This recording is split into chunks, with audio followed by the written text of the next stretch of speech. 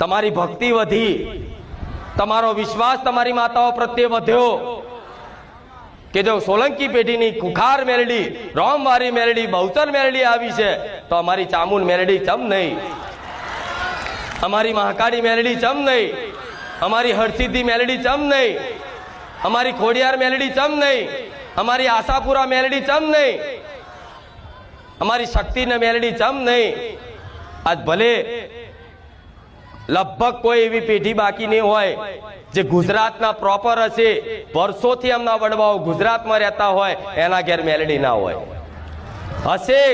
ભાગ્યે જ કોક હશે કે જેના ઘેર મેલડી નહીં પૂજાતી હોય, પણ દીકરાઓ દરેકને કહીશ કે જો કદાચ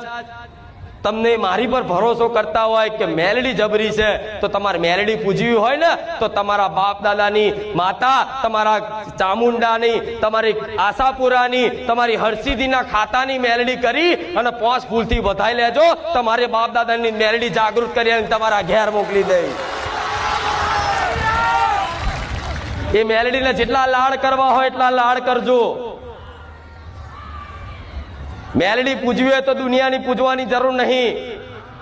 તમારા ઘેર કુળદેવી બેઠી હોય ને અને એના પ્રાર્થના કરીને કહેજો અમારા વડવાઓ ચોક મેલડી પૂજ્યો ને આપણી પેઢીની કોઈ બાપ દાદાની મેલડી હોય ને તો માં 5 ફૂલોથી તારા વધામણા કરું છું, માં કંકુના પગલે બિરાજમાન થજો।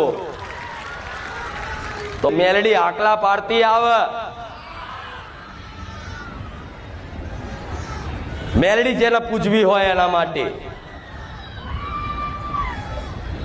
આ દુનિયા એવી છે